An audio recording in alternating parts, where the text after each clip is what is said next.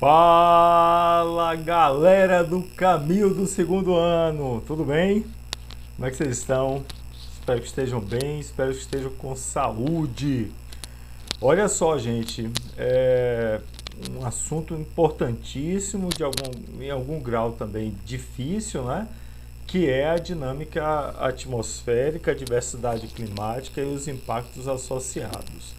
Nós estamos entrando agora na segunda aula, perdão, na segunda aula desse bloco de quatro, não é isso? Na primeira aula nós tratamos das camadas da atmosfera, composição da atmosfera e tratamos dos elementos do clima, aqueles que compõem o tipo climático. E na aula de hoje nós vamos enfrentar uma análise dos climogramas e vamos tratar dos fatores do clima.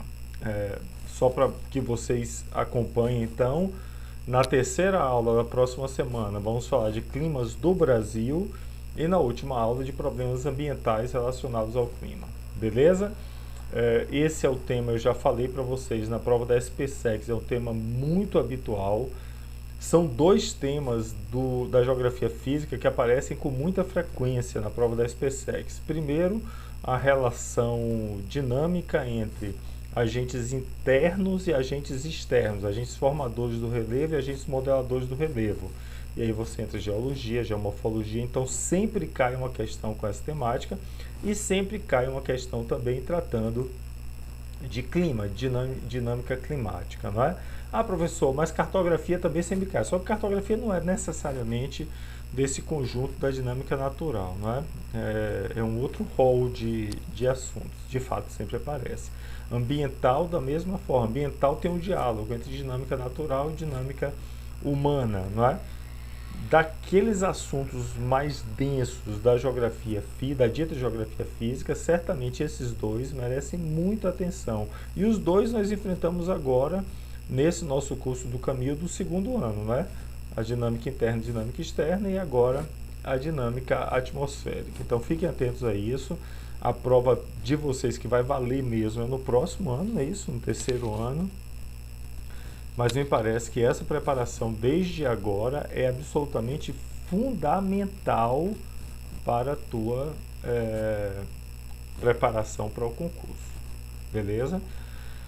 Isso dito, então, vamos lá? É uma aula de 30 a 35 minutos que merece muita nossa atenção. Vocês devem estar lembrados dos objetos do conhecimento. Eu já os coloquei desde a aula passada, não vou reler aqui. Isso vai nos acompanhar nos 4 encontros. São os assuntos que nós vamos enfrentar encontro a encontro. Para a aula de hoje, fundamentalmente fatores do clima e leitura, na verdade, análise de climogramas, tá bem? Cadê? Da mesma forma, em relação à orientação de estudos, não é? Estudo pelo livro 2, capítulo 16, também o suplemento de revisão, tema 14. Quando eu falo estudo, acho mesmo que vocês já devem ter lido e tentado resolver os exercícios equivalentes, tanto do capítulo 16 como do suplemento de revisão, tema 14. Ah, professor, mas eu não terminei as 4 aulas ainda. Não importa, vai fazendo em sequência, para que você não tenha a obrigação de, na última aula das 4, ter que se debruçar sobre todo o capítulo, fazer as questões, porque aí vai ser um impacto maior no teu tempo de estudo doméstico. Essas noções básicas nós já vimos desde a aula passada, não é isso? Diferença entre clima e tempo. O clima estável pode variar, mas variar dentro do calendário geológico, não é? O tempo, ele é instável, ele muda regularmente. O tempo tem a ver com meteorologia. Então, uma chuva, uma nevasca, uma geada, todos esses são eventos meteorológicos do tempo. Como está o tempo agora? Como é o clima de Brasília?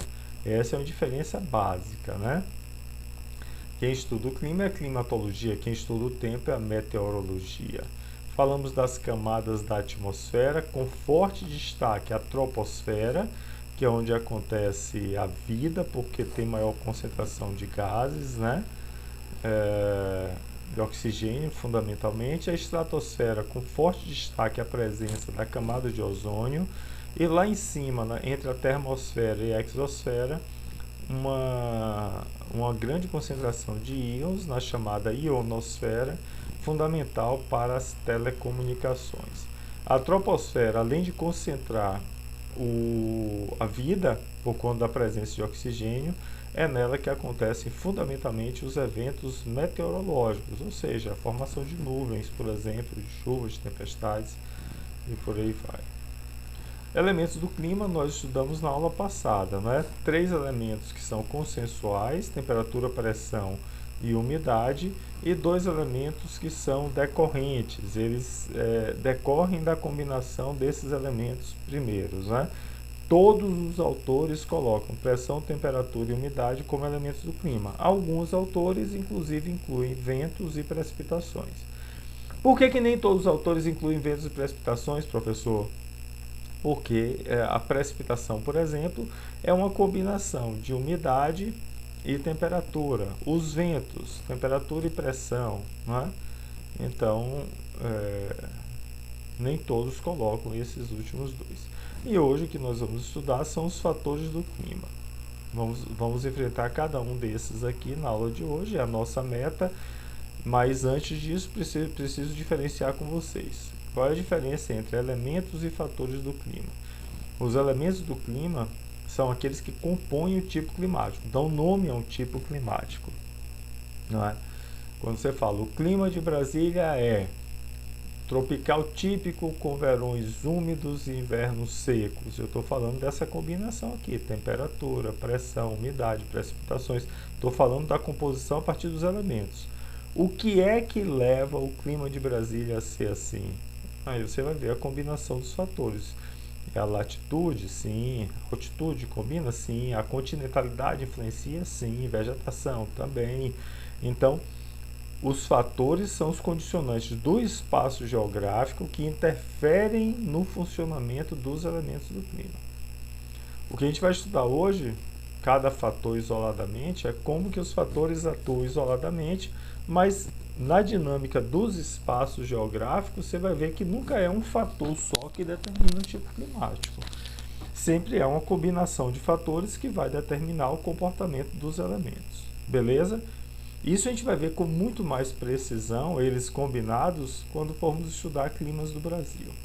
E por fim, importante, aparece mais em provas a leitura de climogramas. E é sobre isso que eu vou começar logo aqui. Então, me desculpar, vou precisar levantar a imagem em cima do símbolo do colégio. Aqui é um climograma típico, que eu já coloquei na última aula, né? O climograma de Goiânia. Você tem duas informações, ou dois elementos do clima, postos explicitamente aqui. A linha que marca a temperatura, aqui nesse climograma um pouco mais acurado, mais cuidadoso, você tem duas linhas de temperatura, a média da temperatura máxima e a média da temperatura mínima. Normalmente o climograma tem apenas uma linha de temperatura, né? Que é a média mês por mês. Então, qual é a média da temperatura em janeiro? Seria um traço intermediário entre a máxima e a mínima, né? E as precipitações. Então, o que é que você tem aqui no climograma? Temperatura, vocês estão vendo o mouse passar, e precipitações. Nesse caso, pluviosidade. A pluviosidade é uma forma de precipitação. Esse termo aqui ao lado normalmente vem como precipitação. Outra informação, aqui embaixo você tem a passagem do tempo ao longo de um ano, de janeiro a dezembro, beleza? É bom lembrar que no hemisfério sul o inverno é no meio do ano, mas para o hemisfério norte o meio do ano é o verão. Então essa curva de temperatura aqui já nos permite indicar de onde que esse climograma vem. Se o climograma tiver temperaturas mais baixas no meio do ano, é porque está no hemisfério sul. Se o climograma tem, como eu vou mostrar adiante, temperaturas mais altas no meio do ano, é porque está no hemisfério norte. Beleza? Importante isso, viu? Ah, professor, e se não tiver variação de temperatura? Porque tem baixa latitude e está próximo ao Equador. Uma última dica sobre leitura de climograma, eu peço que vocês fiquem muito atentos a essa escala lateral, tanto da temperatura como das precipitações. Por que isso? Essa escala, ela não é rígida. Tem climogramas que fazem variar de 5 em 5 graus Celsius, não é? Em regiões polares, por exemplo, não faz sentido você botar 30, 35, 25 graus. Os climogramas começam com menos 25, menos 30. Então isso daqui vai variar e vai ser definitivo para a sua leitura. Da mesma forma em relação à precipitação. Numa região desértica, você vai ter variações muito pequenas de precipitação. Mas numa região de grande umidade, por a região amazônica, por exemplo, esses indicadores aqui às vezes variam de 100 em 100, de 200 em 200 milímetros cúbicos por... é o que mede o higrômetro, não é? Os milímetros cúbicos de precipitação. Beleza, beleza, galera? Importante isso, viu? Aqui eu coloquei alguns climogramas, que nós vamos analisar na próxima aula detidamente. Isso aqui é uma questão, se não me engano, da SPSEX, viu? Sobre o Brasil. Eu não vou analisá-las detidamente, não. Mas só para vocês verem o comportamento, temperatura e precipitação. Nesse climograma X, que possivelmente equivale aqui ao 2, você tem praticamente nenhuma variação de temperatura ao longo do ano. Não dá para você precisar em que hemisfério que está aqui. Ah, só tem uma pequena variação aqui, muito pequena amplitude térmica anual, não é? E a chuva chove o ano todo, mas com chuvas mais concentradas nos meses de verão e outono. Aqui você tem o climograma Y, muito próximo daquele que nós vimos de Goiânia, né? Temperaturas mais baixas no meio do ano, clima tropical típico, inverno seco e verões úmidos. Olha aqui como chove mais no final do ano. E essa daqui é um climograma típico da região sul do Brasil. Olha como as médias térmicas do inverno caem bastante para cerca de 14 graus, não é? Aonde que no Brasil você tem médias térmicas no meio do ano inferiores a 15 graus? Somente na região sul, certamente seria aqui esse número 4, não é? E as precipitações bem distribuídas ao longo do ano. Bom, só para que nós não percamos a informação, eu peguei da internet esse climograma de uma região, de uma cidade do hemisfério norte, Beijing, capital da China. Você tem aqui, como eu falei, olha a presença das temperaturas mais altas no meio do ano. Isso é um indício de que essa cidade, essa região, está no hemisfério norte, porque no hemisfério norte, no meio do ano, é verão, como nós já sabemos, não é? Em Beijing, você tem o típico clima monsônico. Toda a Ásia Meridional sofre com o efeito das monções que nós vimos na aula passada, né, quando falamos de ventos. Durante o verão, no hemisfério norte, o vento que vem do Índico, né, vento do hemisfério, você tem a linha do Equador separando a massa de água do Índico da massa continental da Ásia. E aí, durante o verão, no hemisfério norte, o vento vem do Índico para o norte, produzindo chuvas muito concentradas. Olha aqui o caso de Beijing. Você tem um verão muito úmido e um inverno seco.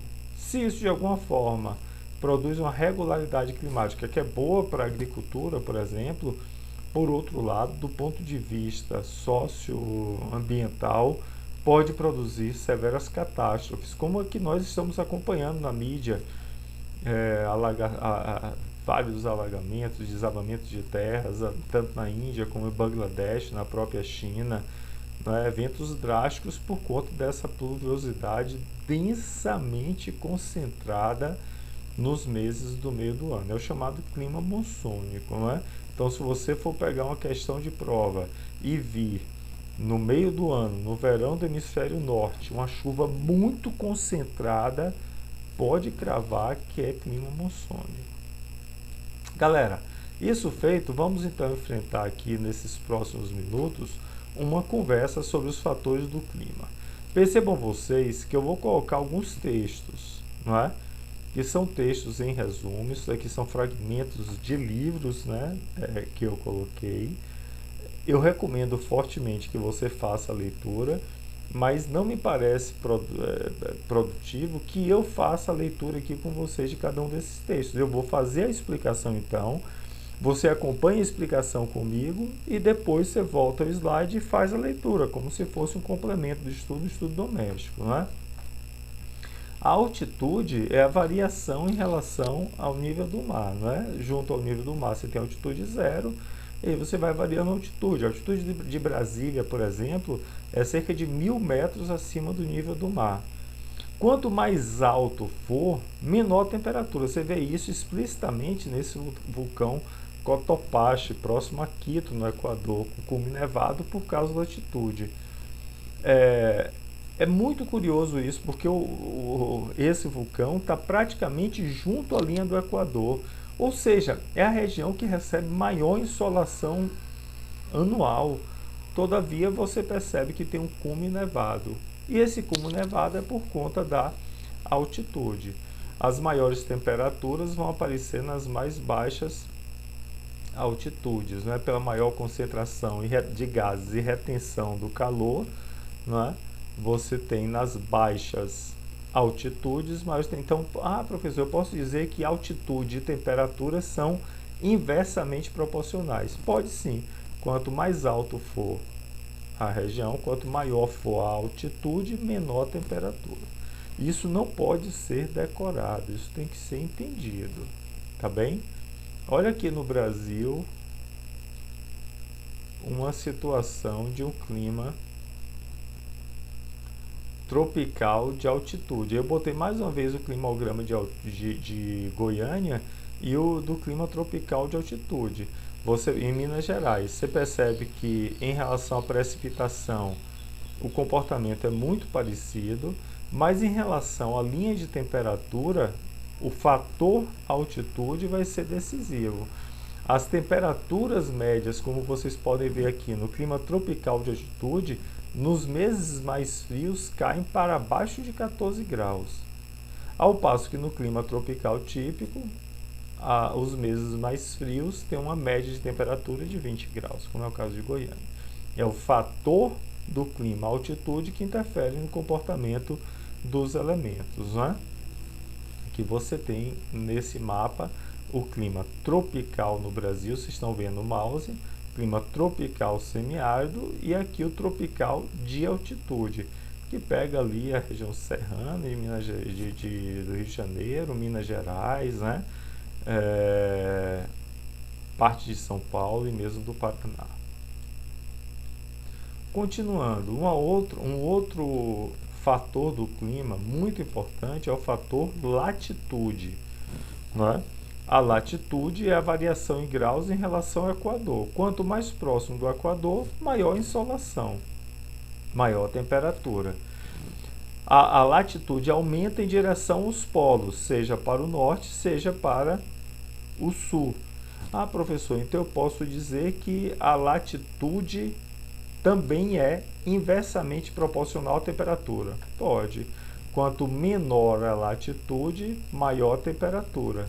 Quanto maior a latitude, ou seja, mais próximo dos trópicos, menor será a temperatura, porque menor a insolação. Você pode dividir o mundo em 3 grandes zonas climáticas: a zona tropical, tórrida ou intertropical, entre os trópicos. Lembrando algo que nós já estudamos no início do ano, os trópicos marcam o ponto ou a linha que na Terra recebe insolação perpendicular da luz solar em determinado momento do ano. Então, quando é verão no hemisfério norte, o Sol está incidindo perpendicularmente no Trópico de Câncer, e quando é verão no hemisfério sul, está incidindo perpendicularmente sobre o Trópico de Capricórnio. As áreas equatoriais recebem Sol intensamente o ano todo, por isso é a faixa média de maior temperatura, a chamada zona de convergência intertropical, para onde convergem os ventos alísios. À medida que você se afasta dessa porção central intertropical do globo, você tem a zona temperada. Percebam vocês que praticamente toda a região sul do Brasil está na zona temperada sul, que nós chamamos de clima subtropical, abaixo do trópico, e tem acima as zonas polares, acima e abaixo, né? Nas maiores latitudes, as zonas polares. Aqui tem o texto, como de hábito, recomendo que vocês leiam as regiões aqui, né, com as temperaturas médias. Você vê as temperaturas mais altas estão na região cortada pelo Equador, e aí você tem variações. Isso aqui são isotermas, linhas de igual temperatura média, né? Ah, professor, mas aqui está no Equador e tem temperaturas mais baixas. Aqui é por conta da altitude, né? Uma frase muito comum, que a altitude corrige a latitude. Está junto ao Equador, mas o fato de ter grande altitude faz com que as temperaturas não sejam tão altas. Como eu falei há pouco, no caso do Equador, no Quito, próximo a Quito. Continuando, um outro fator do clima é o fator maritimidade e continentalidade. O que é isso, professor? Explica para mim.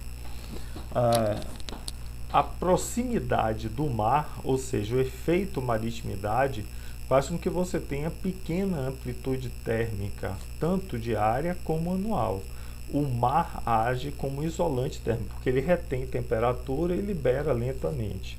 Ao passo que nas áreas interiores, o efeito é o efeito da continentalidade. Quando você está mais para dentro do continente, você não tem esse efeito do mar. E aí, tanto as temperaturas mais altas como as mais baixas são mais intensas. Inverno é mais severo, verão é mais severo, não é? Como vocês podem observar aqui, nesse comportamento das temperaturas, né? Mas principalmente nessa próxima imagem. Também com o texto, né? Observe só, praticamente na mesma faixa de latitude. E aí ele fala da amplitude térmica anual. Na mesma faixa de latitude praticamente, a amplitude térmica junto ao mar é de 10 graus Celsius, no interior 13 graus Celsius. Essa variação se dá por conta do efeito maritimidade para Norfolk e continentalidade para Lincoln. Agindo de forma bem parecida com a maritimidade está a vegetação. A vegetação também retém temperatura, lembra do albedo? Retém temperatura e libera lentamente, não é? Então, em áreas que você tem grande cobertura vegetal, você vai ter amplitudes térmicas menores, tanto diárias como anuais. Tanto é que aqui em Brasília sofre do efeito continentalidade, não é? E aí, no planejamento de Brasília, o Lago Paranoá e a tentativa de manter uma cobertura vegetal, a floresta nacional, por exemplo, é uma tentativa de tentar diminuir o rigor da baixa umidade, das altas temperaturas e essas variações ao longo do ano, né? Utilizando o fator do clima, vegetação, para minimizar esses extremos climáticos. Aqui o exemplo bem contundente é o exemplo de Manaus. Manaus sofre do efeito continentalidade, mas isso não é perceptível porque a grande cobertura vegetal amazônica e a baixa latitude fazem com que em Manaus, ao longo do ano, a amplitude térmica seja praticamente inexistente. Aqui você tem dados climatológicos para Manaus. Você vai ver que a temperatura média de Manaus oscila, cadê a mínima aqui? 26,9, ou seja, praticamente 27 graus, e a máxima é 28,2. Ou seja, ao longo do ano você não tem uma oscilação do mês mais frio para o mês mais quente de nenhum grau. Isso por conta do efeito latitude e do efeito vegetação. Tá bem? Aqui está o texto sobre vegetação. Eu já comentei. Um outro fator climático, que aqui no Brasil impacta pouco, mas para o mundo é muito importante. Lembrando que a prova de vocês não é só Brasil. São as correntes marítimas, né?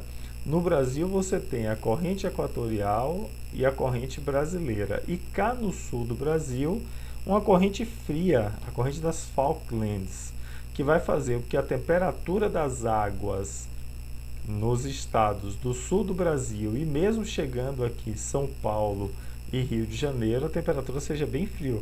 Alguns de vocês talvez já tenham morado em Cabo Frio, no Rio de Janeiro. Por que Cabo Frio? Exatamente por conta disso, porque recebe águas frias da corrente das Malvinas ou Falklands. As correntes marítimas são, desculpa essa expressão, mas eu acho que fica fácil, são como se fossem rios, fluxos de água dentro dos oceanos. A água do oceano não é estável, ela circula por conta de variação de salinidade, pressão e temperatura. E essa circulação de águas, levando consigo essas características, altera o tipo climático das regiões, né? Por exemplo, a corrente do Golfo, o Gulf Stream, a corrente leva consigo a característica do seu local de origem. Então a corrente do Golfo, a Gulf Stream, passa pelo Golfo do México, nasce na região intertropical, né? E sobe tocando parte do litoral do Canadá e chegando na Europa nórdica. Isso faz com que haja uma amenização do tipo climático aqui dessas regiões de alta latitude. Tem alta latitude, é muito frio, mas o fato de receber águas quentes, você tem a temperatura mais amena. A temperatura da Europa litorânea é muito mais branda do que da Europa continental. Bem importante isso que eu estou falando, não é? Tem outra corrente que também vai merecer nossa atenção, porque é nela que surge o El Niño, que é essa que eu estou passando o mouse aqui embaixo. Vocês estão verificando que as correntes azuis são as frias e as correntes vermelhas são as quentes, né? Essa corrente é a corrente Humboldt, ou corrente do Peru. Está aqui o nome dela, né? Ela vem margeando a Antártida e sobe na costa da América do Sul, na costa pacífica. Ela é responsável pelo El Niño. Percebam vocês que a direção da corrente está muito ligada à inclinação por conta do movimento de rotação, da força de Coriolis. E eu já falei sobre isso para vocês.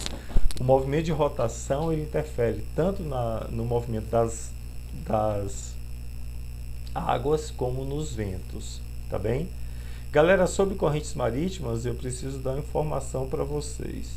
Duas informações importantes. Toda vez que uma corrente fria chega numa área quente, você vai produzir desertos litorâneos. Isso acontece aqui no Atacama, isso acontece em Benguela, na Namíbia, isso acontece no deserto da Vitória, vai acontecer em parte do Saara, aqui na região de Marrocos, Mauritânia, vai acontecer na Califórnia. Toda vez que uma corrente marítima encontra um litoral mais quente, ela retém a umidade no mar e forma desertos litorâneos. Isso é um dado importante, não é? Que cai muito em prova. E outra informação, as correntes marítimas produzem situações em que águas frias e quentes se encontram, não é? Quando isso acontece, você tem grande fluxo interno, um fenômeno chamado ressurgência. Guarda esse nome, ressurgência. É um movimento de águas de forma vertical, né? Troca de águas quentes com águas frias nos oceanos e produz um ambiente absolutamente interessante para o aparecimento de plânctons, que são microalgas fundamentais à vida marinha. Então, toda vez que você tiver encontro de águas quentes com águas frias, correntes quentes com correntes frias, você vai ter áreas de grande piscicosidade, como é o caso da costa do Peru, como é o caso do Atlântico Norte e como é o caso do Japão. São as maiores áreas pesqueiras do mundo, inclusive interferindo na cultura, né? Sushi, sashimi, essas derivações de muito peixe na culinária tem muito a ver com essa situação peculiar do Japão. Você já ouviu falar de bacalhau do Porto, bacalhau da Noruega, Nós comemos muito, e isso é herança do período colonial daqui, né? Por aí vai. Depois... Bom, um outro fator do clima é o relevo, né? Mas não o relevo como altitude, que a altitude nós já vimos. O relevo como impedimento à circulação, o relevo como barreira orográfica. Nós estudamos na aula passada as precipitações e vimos os tipos de chuva. E tem a chuva orográfica. Olha o caso aqui, Planalto da Borborema, chuvas orográficas.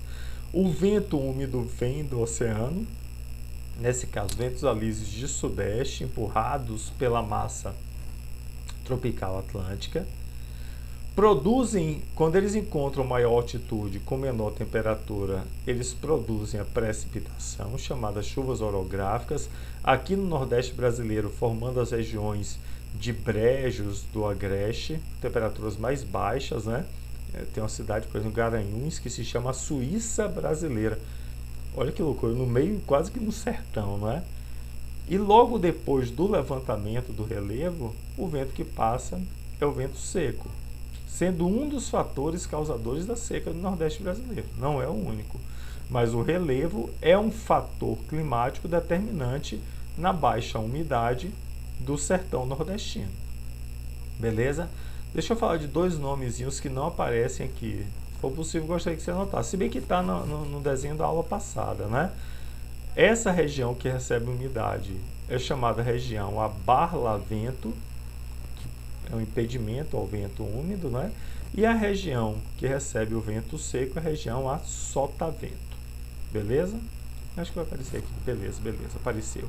Encosta a barlavento, encosta a sotavento. Legal? Esquemazinho. Um outro fator do clima é a urbanização.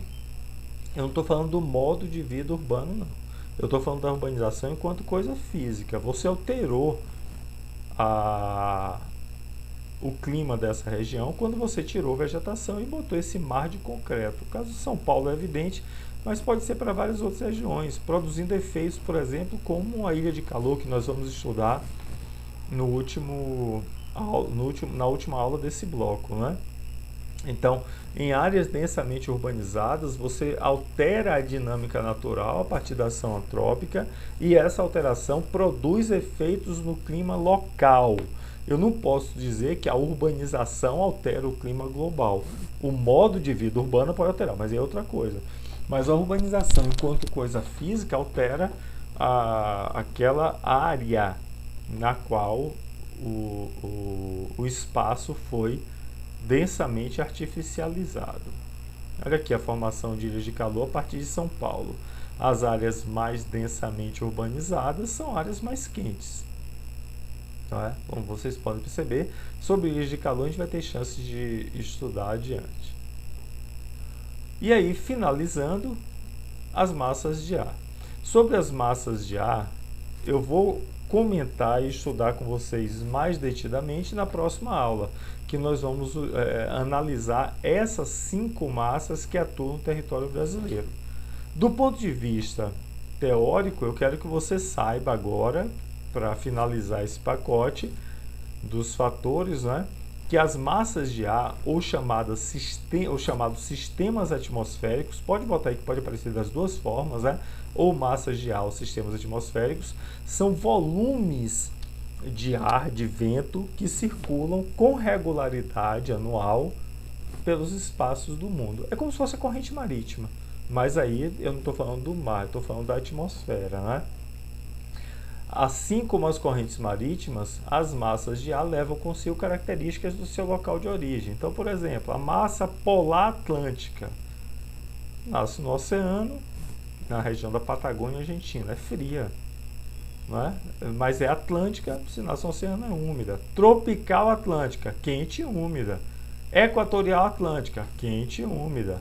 Equatorial continental. Opa, continental é seca. Poderia ser, mas nasce na região amazônica, então é úmida. A única seca que toca o Brasil é essa daqui, que interfere pouco, que é a tropical, quente, continental, mais seca. Nasce no charco do Pantanal, no charco paraguaio. Tá bem?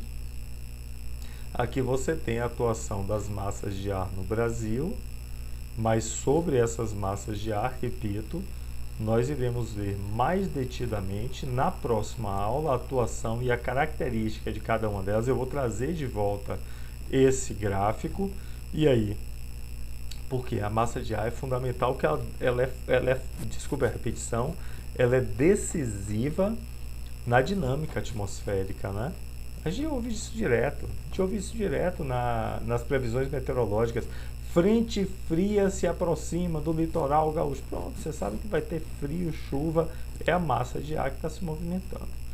Então aqui me interessa agora que você entenda a massa de ar como fator do clima. Na próxima aula nós vamos analisar essas variações para o Brasil.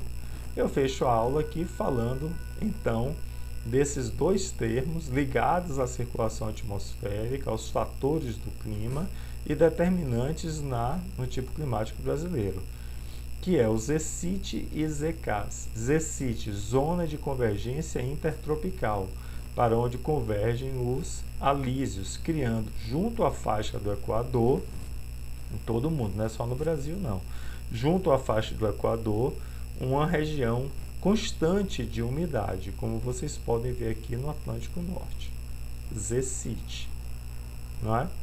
E o ZCAS, Zona de Convergência do Atlântico Sul, é uma linha diagonal formada pela umidade amazônica, que se conecta com a umidade atlântica no centro do território brasileiro. Para entender isso daqui, na próxima aula eu vou comentar um pouco mais.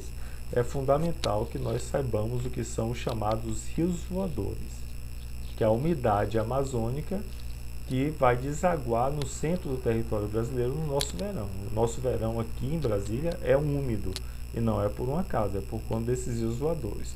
Daí que o desmatamento amazônico lá no norte impacta na diminuição da umidade no centro-sul do Brasil. Porque a nossa umidade de verão aqui está decisivamente ligada à umidade amazônica e muito associado à evapotranspiração da vegetação. Beleza, galera? Eu acho que aqui a gente fecha, então, essa aula importantíssima. Então, vimos os elementos do clima, estudamos a composição da atmosfera, diferenciamos clima e tempo, vimos os elementos que compõem o clima. Hoje, estudamos como fazer a leitura de um climograma e como que características do espaço geográfico interferem nos elementos, são os fatores do clima. Você não pode confundir fator com elemento do clima. Não pode confundir. Tem que entender, fator é característica do espaço geográfico que interfere nos elementos. E elementos são aqueles que compõem o tipo climático, dão nome ao tipo climático. Beleza? Próxima aula, então, vamos estudar essa forma combinada de fatores e elementos a partir da realidade brasileira. Valeu? Beijo pra vocês, bons estudos.